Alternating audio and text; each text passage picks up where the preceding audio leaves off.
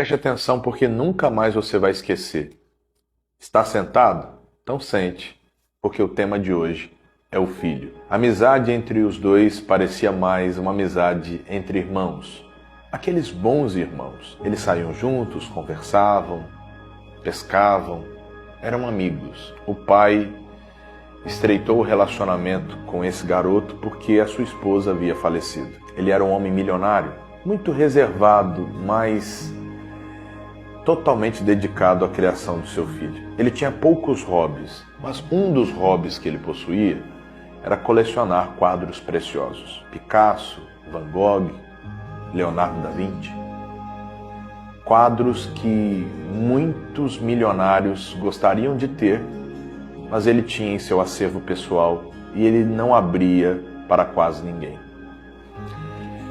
Num determinado período, houve um alistamento para a guerra. O filho dele foi convocado. Com muita dor no coração, ele viu o filho sair de casa. E o filho disse: pai, fique tranquilo, porque eu vou voltar. Esse garoto, por ter sido criado com o pai, ele era muito verdadeiro, muito amigo.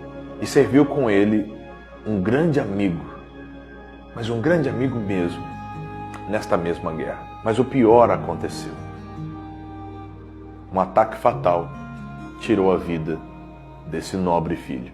O amigo ficou desconsolado. A notícia chegou ao pai e esse amigo ficou responsável de levar o que sobrou do fardamento para o pai, que estava inconsolável. No meio do caminho ele teve uma ideia e ele pegou uma folha e ele rascunhou um desenho, os principais traços do rosto daquele seu grande amigo. E junto com o que restou do fardamento, ele entregou também o desenho. O pai, inconsolável, abraçou aquele amigo e disse: muito obrigado por retratar tão fielmente os traços mais marcantes do meu filho.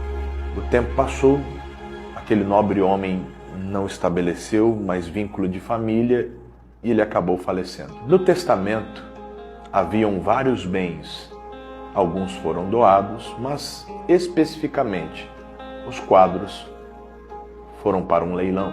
Alguns homens vieram de longe para aquele leilão, pois era um acervo muito cobiçado. E no dia, o pregoeiro, ele estabeleceu uma regra que deixou muitos decepcionados. O primeiro quadro a ser leiloado não seria uma obra de arte renomada, mas sim um quadro simples que possuía um valor sentimental para o falecido.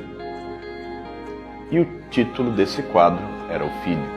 Ele começou: dou-lhe uma, dou-lhe duas, dou-lhe três, e nenhuma oferta.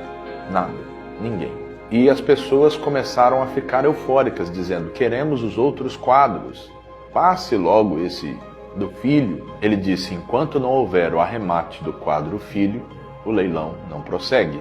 E um dos homens que estava ao fundo, ele não foi com o objetivo de adquirir um quadro, até porque ele era motorista de um dos milionários.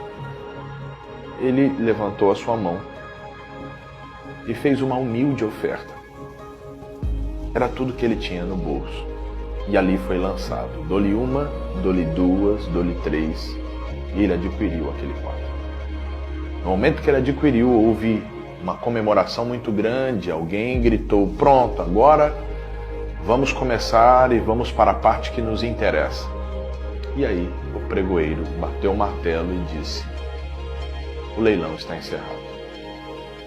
Todos entraram em choque, discutiram e falaram: viemos de longe, pagamos um alto preço, largamos nossos compromissos por nada. Como assim? Ele abriu o testamento e no testamento estava escrito que aquele que adquirisse o quadro, o filho, ele seria o detentor de todos os outros quadros que estavam ali naquele leilão. Aquele humilde homem adquiriu o filho e ele adquiriu tudo. No Evangelho segundo João, no capítulo de número 3, no versículo 35, diz assim: O Pai ama o Filho e todas as coisas entregou nas suas mãos. Aquele que crê no Filho tem a vida eterna, mas aquele que não crê no Filho não verá a vida, mas a ira de Deus sobre ele permanece. Quem tem o Filho tem tudo.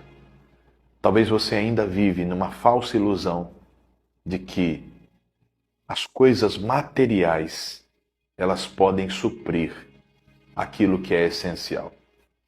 A grande verdade é que todos que estavam ali queriam apenas saciar o seu ego com uma tela em sua parede. Mas aquele humilde homem foi o mais sensível.